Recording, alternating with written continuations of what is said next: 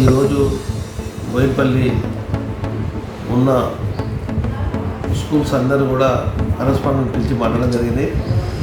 వాళ్ళు అందరూ కూడా దాదాపు ఒక 25 నుంచి 30 స్కూళ్ళ వాళ్ళు కరస్పాండెంట్ అందరూ రావడం జరిగింది. వాళ్ళందరూ కూడా టీఆర్ఎస్ పార్టీకి మద్దతు ఇస్తాం సార్.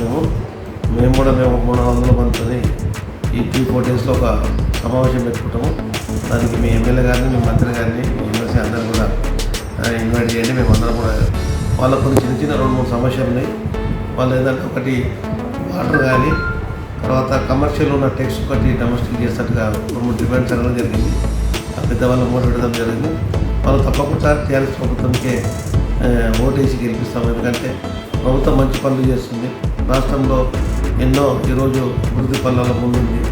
ఇలా మాకు ఏదైనా చేయాలంటే కూడా టీఆర్ఎస్ గవర్నమెంట్ మాకు ముందు ఉంటుంది. కాబట్టి మేము తప్పకుండా అన్ని స్కూల్ వాళ్ళం కూడా ఒక తాటిపై వచ్చి మేము టీఆర్ఎస్కి మద్దతుగా చేస్తామని చెప్పి కూడా జరిగింది.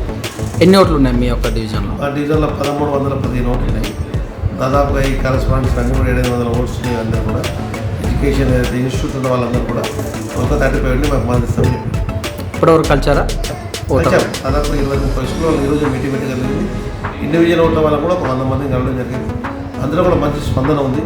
ఇవాళ ఒక మహిళ, దాంతోపాటు మాజీ ప్రధాని బిడ్డే ఒక మంచి ఉన్నత స్థాయిలో ఉండి ఈరోజు ఆమెకు ఎక్కడ కూడా న్యాయపరిచేంత చెడు పేరు కానీ, ఆమె మీద చెడు అభిప్రాయం లేదు. కాబట్టి మిగతా వాళ్ళే కాదు, ఏదో ఇలా ఒక ప్రధాని బిడ్డ ఉండి కూడా ఎక్కడ కూడా ఆమె బయటికి రాకుండా తండ్రికి సాయం చేస్తూ ప్రజలకు అందుబాటులో ఉండి ప్రజాసేవ గురించి ఆయనకి ఎంతో సర్వీస్ చేసింది. కాబట్టి అసలు నాయకులు ఉంటే బాగుంటుంది చెప్పుకుంటున్నాను. ప్రతిపక్షాల ప్రచారాన్ని మీరు ఎలా తిప్పికొడతారు? ప్రతిపక్షాలు గతంలో కూడా 6 సంవత్సరాల సంది ఉన్న రామచంద్రరావు ఏం చేసారు? అడుగుల కెరక, మిగతా పట్టభద్రుల కెరక. ఈరోజు ఆయన అసలు మాకు ఓటే కాదనుకుంటున్నాం.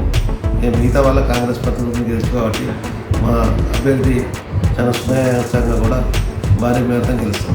సో ఎలక్షన్స్ మననే కార్పొరేటర్ ఎలక్షన్స్ అయిపోయి సడన్గా మళ్ళీ ఎలక్షన్స్ వచ్చినాయి. ప్రజలకు మీరు ఎలా వివరిస్తారు? ఎలక్షన్ మాకు కొత్త ఏం కాదు కదా. ఎలక్షన్లు దాదాపుగా ఎన్నో ఎలక్షన్లు కొట్టడం జరిగింది. ప్రజల పట్ల ఎప్పుడైతే ఉంటామో లీడర్లు అంతా కూడా ప్రజలు మన పక్షం ఉంటారు. నిరంతరం ప్రజలతో ఉండే పార్టీ. మేము కూడా ప్రజలతో ఉండేది.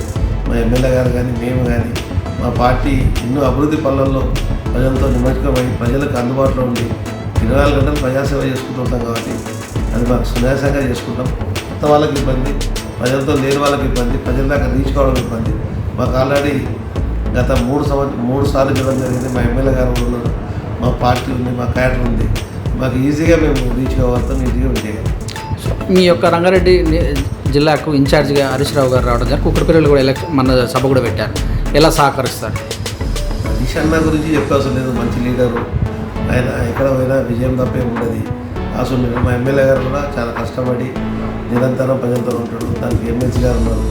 తప్పకుండా మాకు అసలు ఎలక్షన్ చాలా ఈజీగా మేము గెలుస్తాం. పట్టభద్రుల్లో కూడా ఏంటంటే చదువుకున్న వాళ్ళు ఎడ్యుకేషన్ ఏదో మామూలు ప్రజలకు ఎడ్యుకేషన్లో ప్రాబ్లం ఏంటంటే గవర్నమెంట్ చేస్తున్న పనులు. కాబట్టి ఆమె విద్యావంతురాలు. కాబట్టి ఆమె ఎంతోమంది గ్రాడ్యుయేట్స్ తయారు చేసిన వ్యక్తిగా ఆమెను బాగా గుర్తిస్తుంది. Thank you.